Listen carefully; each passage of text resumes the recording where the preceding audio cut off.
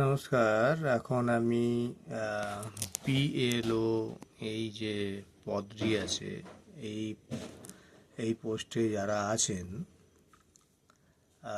তাদের ওপর আমার কেন আস্থা নেই সেটা আমি আপনাদেরকে বোঝাচ্ছি। আচ্ছা, আমার বাবা এনকেপি, উনি জন্মগ্রহণ করেন 1942। তারপরে উনি বড় হতে থাকেন। ওনার জন্ম হচ্ছে হাওড়া জেলার আমতা ব্লকের আন্ডারে একটি গ্রামে। গ্রামটির নাম আমি ইচ্ছে করে উজ্জ্ব রাখছি, এখন বলছি না। যাই হোক, 1952 সালে যখন আমতাতে প্রথম শুরু হয় যে নাম টাম সব রেজিস্ট্রি হবে, সেইখানেতে এনকেপির বাবা তার নাম ওখানে পাওয়া যাচ্ছে। 1952 সালে আমতা উত্তর কেন্দ্রে, জেলা হাওড়া, ইউনিয়ন বোর্ড হচ্ছে 2 নম্বর বসন্তপুর, এবং ডাকঘর মানকেরা, মৌজা আমি উজ্জ্ব রাখছি, এবং তার ক্রমিক সংখ্যা হচ্ছে 361, এবং এনকেপির বাবার নাম সেখানে পাওয়া যাচ্ছে, এবং তার নামের পাশে তার ঠাকুরদার যে নাম, মানে বাবার যে ঠাকুরদা তার নাম পাওয়া যাচ্ছে রয়েছে। তো এনকেপির বাবার নাম জিএসপি। তো জিএসপি তার নাম পাওয়া গেল। তাহলে 1952 সাল হলো। তখন আমার বাবার বয়স কত? 10 বছর। 10 বছর কেউ ভোটার হয় না। 1956 সাল, ওই জেলা হাওড়া, থানা আমতা। তখন আবার কনস্টিটিউয়েন্সিটা আবার একটু চেঞ্জ হয়েছে, আমতা উত্তর থেকে ওটা কেটে আমতা পূর্ব করা হয়েছে। সেখানেতে দেখা যাচ্ছে ওই ইউনিয়ন বোর্ড বসন্তপুর। তখন ডাকঘরটা মানকেরা থেকে চেঞ্জ হয়ে অন্য একটি জায়গায় আসে, আমাদের মৌজাতেই আসে, এবং সেখানে 200, ক্রমিক সংখ্যা 206 নম্বরে জিএসপি, অর্থাৎ আমার বাবার নাম পাওয়া যাচ্ছে। এটা 1956 সাল হয়ে গেল। এরপরেতে আমার জিএসপি মানে আমার বাবার বাবা, উনি মারা যান। যাই হোক, আর আমার বাবা বড় হতে থাকেন। তখন 21 বছরে সম্ভবত ভোটার লিস্টে নাম উঠতো। 18 বছরের ব্যাপারটা তো রাজীব গান্ধীর সময় হয়েছিল। তো 1966 সালে দেখা যাচ্ছে আমার বাবা এনকেপি, তার হচ্ছে ওই জেলা হাওড়া, থানা আমতা, ডাকঘর ওই ওই ডাকঘর, ওই মৌজা, আমাদের যে মৌজা সেইটা, নির্বাচন কেন্দ্র হচ্ছে ওই আমতা AC1। ঠিক আছে? এইখানে আমার বাবা এনকেপির নাম পাচ্ছি। তার ক্রমিক সংখ্যা হচ্ছে 104, 5, 6। আচ্ছা, তার পিতার নাম জিএসপি দেওয়া আছে। তাহলে আমার বাবা 1966 সালে ভোটার হয়ে গেলেন। অর্থাৎ 66 সালে, মানে লিস্টটায় 66 সাল দেখাচ্ছে, হয়তো তার আগেই ভোটার হয়েছে, তা আমি সঠিক জানি না, কারণ ওই লিস্ট তো ওয়েবসাইটে আমি পাচ্ছি না। তাই পেলে আমি বলতে পারবো, পেলে আমি হয়তো দেখতে পাবো। তাহলে 42 থেকে 52, 52 থেকে 62, 62 বা 63 বছর বয়সে উনি ভোটার লিস্টে নাম তোলার মতন হয়ে গেছিলেন। সেই সময় হয়তো নাম টাম তুলেছিল, 66তে হয়তো প্রিন্ট হয়েছিল, 66তে যেটা হলো তাতে তার নাম দেখতে পাওয়া গেল। তো ওই সময় থেকে আমার বাবা এনকেপি উনি ভোট দিয়ে আসছেন এবং তার নিজের গ্রামে।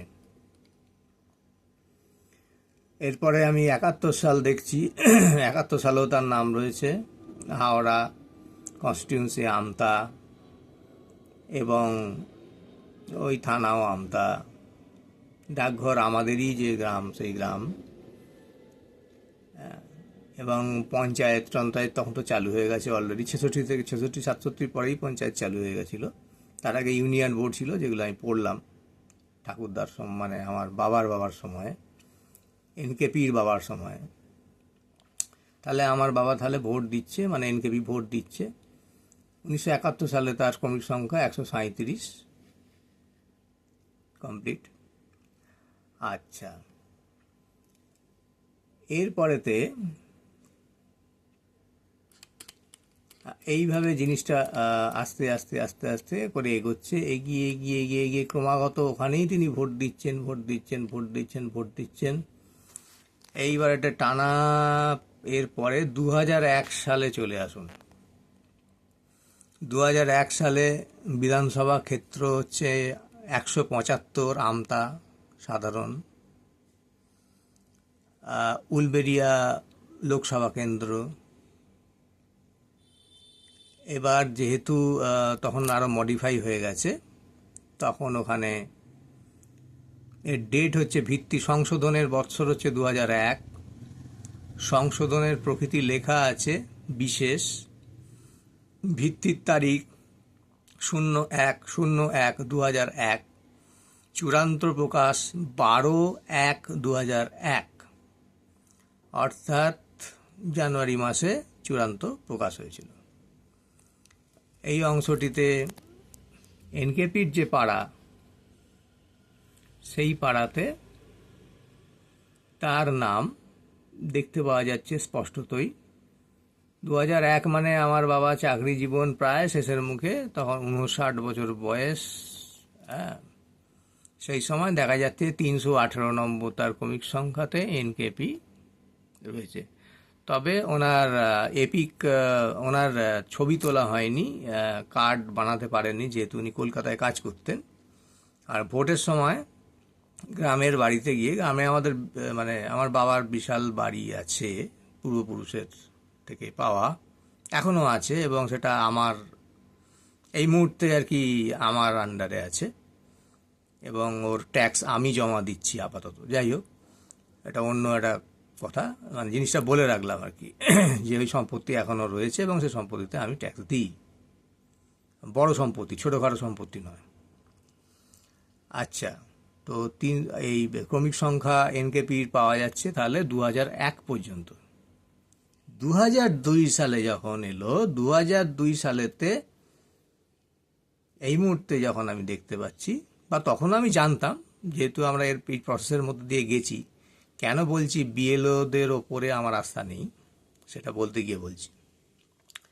2002-তে আমার বাবার নাম ওখান থেকে কাটা যায়, এবং আমার বাবার যখন বলছি 59 বছর বয়সে গিয়ে তার নাম কাটা যাচ্ছে, তিনি থাকা সত্ত্বেও। এবং কিভাবে কাটা গেছে আমরা খোঁজ নিয়ে জেনেছি যে 2002 সালে যে সংশোধন করছিলেন, সেই সংশোধনে তখন সেই বাড়িতে কেউ থাকছিল না, এরকম নয়। আমার জ্যাঠামশাই, অর্থাৎ আমার বাবার যে দাদা, উনি সপরিবারে ছিলেন। তাকে না জানিয়ে, তার কাছ থেকে কোনো কাগজপত্র না নিয়ে, আমাদের কাগজপত্র ওখানেই ছিল, কোনো কাগজপত্র না নিয়ে, তার অনুমতি না নিয়ে, ওখানকার যে লোকাল পার্টির যে বুথ লেভেলের যে কর্মী, সেই বুথ লেভেলের কর্মীদের হস্তক্ষেপে ওই নামটি কাটা যায়। না, উনি কলকাতায় চাকরি করেন, এখানে ওনার নাম রাখার দরকার নেই। আমাদের কলকাতার কোথাও কিন্তু ভোটার লিস্টে নাম ছিল না, মানে আমার বাবার কথা বলছি, এনকেপির কোথাও কোনো নাম ছিল না, এটা আমি গ্যারেন্টি নিয়ে বলছি। কেউ চ্যালেঞ্জ করলে চ্যালেঞ্জ করতে পারেন, আমি চ্যালেঞ্জ 100% অ্যাকসেপ্ট করছি, এবং আপনি লিগ্যাল স্টেপেও যেতে পারেন, আমি একদম সুপ্রিম কোর্ট অব্দি যেতে রাজি আছি, চ্যালেঞ্জ রইল। যাই হোক, তা তার নাম তাহলে 1966 থেকে ভোট দিতে দিতে দিতে দিতে এসে 2001 সালে পর্যন্ত যার ভোটার লিস্টে নাম রইল, এবং সে লোকটা ভোট দিল এত বছর ধরে, 2002 সালে বিএলওর হাত দিয়ে সেই নামটি কাটা পড়ল। ততক্ষণে বাবার বিবাহ হয়ে গেছে, আমার বয়স তখন ধরুন 2001 সালে আমার বয়স মোটামুটি ধরুন 27 এরকম কিছু হবে তবে। তো এত বড় ছেলে, এবং আমার মায়ের নাম ওই একই গ্রামেতেই ছিল, এবং আমার বাবার যেহেতু নাম কাটা গেছে, আমার মায়ের নামও ওই সেই সঙ্গে কাটা যাওয়াটা স্বাভাবিক। যাই হোক, বাবার ক্ষেত্রটাই আলোচনা করি। আচ্ছা, তো এই যে জিনিসটা করলো, যে 66 সাল থেকে যিনি ভোট দিয়ে আসছেন, যার ওখানে আমাদের যে এনকেপির যে বাড়ি, ওই বাড়িটির বয়স বর্তমানে 250 বছর। 250 বছরের বাড়ি থাকা সত্ত্বেও, এবং গ্রামের লোক সকলে, যেহেতু ওটা পাড়া, সবাই সবাইকে চেনা সত্ত্বেও, তারপরেও একজন পার্টির কোনো লোক, মানে যে বুথ লেভেলের যিনি কর্মী, তার কথাতে বিএলও যদি নাম কেটে দেয়, তাহলে সেই বিএলওর ওপরে কি আস্থা রাখা যায়? একদমই যায় না। আমার তো মনে হয় অশিক্ষিত লোকেদেরকে বিএলও হিসেবে নিযুক্ত করা উচিত নয়। একটু স্ট্যান্ডার্ড পড়াশোনা জানা কিছু লোক, হ্যাঁ, এবং যারা অন্ততপক্ষে সঠিক মানের কাজ করতে পারে, তাদেরকে বিএলও নিযুক্ত করা উচিত। অতএব বিএলওদের ওপরে আমার কোনো আস্থা নেই। বর্তমানে যুগের পরিবর্তন হয়েছে, বিএলওদের পরিবর্তন হয়েছে কিনা আমি বলতে পারবো না, কিন্তু নির্বাচন কমিশন যে ব্যবস্থা নিচ্ছেন সেটা আমি বুঝতে পারছি। এবার নাম তো কাটা গেল, 2002-এ আমাদের নাম নেই। এটা জানার পর আমরা 2002-তে বর্তমান যে এলাকায় থাকি, রাজারহাট এলাকায়, এইখানে আমরা অ্যাপ্লিকেশান করলাম। মানে আমার বাবা অ্যাপ্লিকেশান করলো, বাবারটা ধরেই বলি। এনকেপি অ্যাপ্লিকেশান করলেন, এবং ভোটার লিস্টে নাম উঠল না। পরের বছর 2003 আবার এনকেপি অ্যাপ্লিকেশান করলেন, সমস্ত কাগজপত্র জমা দিলেন, নাম উঠল না। এরপরে 2004 আবার উনি অ্যাপ্লিকেশান করলেন, এবং এবারেও নাম উঠল না। 3 বছর ধরে এই আমার এলাকার যিনি বিএলও ছিলেন, বা যাঁরা বিএলও ছিলেন, তাদের কেউ সমস্ত কিছু জানা সত্ত্বেও তারা নাম তোলেননি, এবং কাগজপত্র দেখার পরেও তারা না বাড়িতে এসেছেন, না তারা কোনো তদন্ত করেছেন, না কোনো কাগজপত্র অ্যানালিসিস করেছেন। শুধুমাত্র লোকাল বুথ লেভেল পার্টির যে কর্মী আছে, তাদের কাছ থেকে খবর নিয়ে, ও এই লোকটার নাম, ও দরকার নেই, এখানে তোলার দরকার নেই, ও তো এখানকার লোক অ্যাকচুয়ালি নয়, উড়ে এসে জুড়ে বসেছে, এখানে বাড়ি করেছে, তোলেনি। তাহলে 2002 নাম কাটা গেল আমাদের গ্রামের বাড়ি থেকে এনকেপির। 2002-তে উনি তখন রাজারহাটে চেষ্টা করলেন, তার নাম উঠল না। 2003-এ চেষ্টা করলেন, নাম উঠল না। 2004-এ চেষ্টা করলেন, নাম উঠল না। উনি তো নাগরিক, উনি নাগরিক। তাহলে এই সিরিজ, আপনাদের এই নাগরিকের যে অধিকার, সেই অধিকার 2002, 3 এবং 4 এই 3 বছর ধরে তার নাম না থাকায় তিনি নাগরিক অধিকার প্রয়োগ করতে পারলেন না, তার মৌলিক অধিকার উনি প্রয়োগ করতে পারলেন না। এর জন্য দায়ী কে? আমার একটা প্রশ্ন রইল। আচ্ছা, এরপরেতে কি হলো, যখন 2004-এতেও নাম ওঠেনি, তখন কি হলো, আমি ঠিক করলাম যে না, আমি বাবাকে বললাম যে আপনি কেস করুন, হাইকোর্টে কেস করুন, নাহলে আমি গিয়ে কেস করছি। তা কেস করতে হয়নি। তো প্রথমে বিডিওর কাছে যাওয়া হয়েছিল, বিডিও হাত তুলে দিল। উনি বললেন আমার কোনো পাওয়ার টাওয়ার নেই, আপনি ডিস্ট্রিক্ট ম্যাজিস্ট্রেটের কাছে অ্যাপ্লিকেশান করুন। ডিস্ট্রিক্ট ম্যাজিস্ট্রেটের কাছে অ্যাপ্লিকেশান করলাম। করার পরে উনি হিয়ারিংয়ের ডেট দিলেন। সেই ডেটে সমস্ত কাগজপত্র সংগ্রহ করে নিয়ে আমরা সেখানে গিয়ে উপস্থিত হলাম। ডিস্ট্রিক্ট ম্যাজিস্ট্রেটের কাছে, উনি তো অতি উচ্চশিক্ষিত লোক, IAS অফিসার, যা তা নয়। তা ওই লেভেলের অফিসার যারা হয় তারা সচরাচর অতি শিক্ষিত হয়ে থাকে এবং ব্যাপারটা ওরা বুঝে থাকেন এবং ওদের মোটামুটি একটা জ্ঞান থাকে। উনি হিয়ারিং করলেন এবং ওই মানে তার রুমে আমরা 5 থেকে 7 মিনিট মতন ছিলাম হিয়ারিংয়ের মধ্যে। উনি দেখে ডেকে বললেন হ্যাঁ ঠিক আছে, নাম উঠে যাবে। উনি নাম তুলে দিলেন। ফলে 2005 থেকে এই রাজারহাট এলাকাতে, যেখানে বর্তমান বাড়িতে আমি আছি, এখানে আবার নাম উঠলো এবং তার পরে পরে পরে পরে আমি দিয়ে যাচ্ছি। আমার প্রশ্ন হচ্ছে যে রাজারহাট হোক বা হাওড়ার আমতা হোক, বিএলওর কর্মচারী, এই যে কর্মচারী বিএলও, উনি সব জায়গাতেই ওই একই ধরনের তাদের কাজ দেখতে পাওয়া যাচ্ছে, যে তারা কিন্তু নির্ভর করে থাকেন আশেপাশের যে পার্টি আছে সেই পার্টির ছেলেরা কি বলছে তার ওপরে। পার্টির বুথ লেভেল কর্মী যদি বলে যে না এর নামটা দরকার নেই, এর নামটা কেটে দাও, কেটে দেবে। যদি বলে যে না এর নামটা রেখে দাও, তো রেখে দেবে। এই জিনিসটা আমি নিজে ফেস করে এসেছি।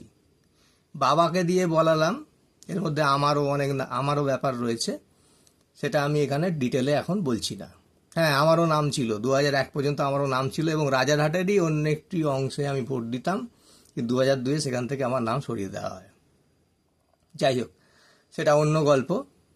আমার বাবার ক্ষেত্রে বলছি, যিনি 42 সালে জন্মেছেন এবং এখানে জন্মেছেন এবং 66 সাল থেকে বা তার আগে থেকে, আমি জানি না, তার আগে আমার কাছে কাগজ নেই, মানে আমি পাইনি।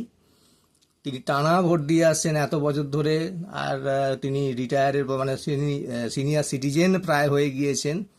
তারপরে তার নামটি এক জায়গার বিএলআরও কাটলো, আরেক জায়গার বিএলআরও তুললো না, এবং একবার নয় 3বার চেষ্টার পরেও বিএলআরও নয়, বিএলও তুললো না। তাহলে বিএলওর ওপরে কি করে আমরা আস্থা রাখবো? কখনোই আস্থা রাখতে পারবো না।